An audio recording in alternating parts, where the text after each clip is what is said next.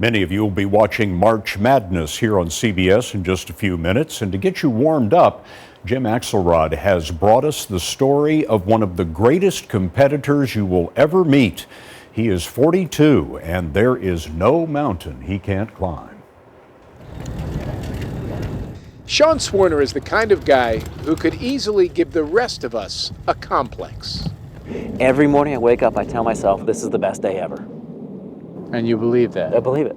Looking back in my life, how could I not? Right now, Swarner is training for his trip next month to the North Pole. Having already climbed the highest mountain on each continent and trekked to the South Pole, this will be the last leg of what's known as the Explorer's Grand Slam. You never know what's possible until you actually are in that situation to push yourself forward. How do you feel, buddy? What do you want to do? What would be impressive for anyone becomes almost inconceivable when you realize Sean Swarner is a cancer survivor. How close were you to dying? I literally was on death's door. Twice as a teenager, he was given weeks to live, but he fought back.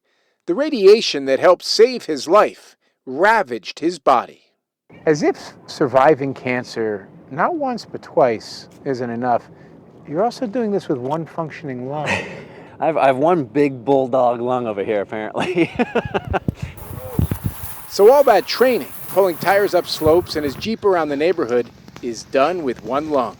So will the trek of more than 100 miles in minus 40-degree temperatures, pulling a sled with 200 pounds of supplies behind him. People are limited by this, not their bodies. If you don't think it's possible, it's not possible. At the North Pole, he'll plant a flag with names of people battling cancer, arranged to spell out hope. It's not about me, it's not about my story, it's about people who are fighting for their lives and people who need that hope.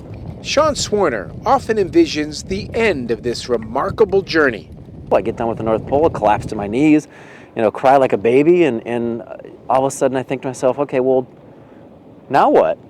If it's simply a matter of desire, hard to imagine anything he can't do. Jim Axelrod, CBS News, New York.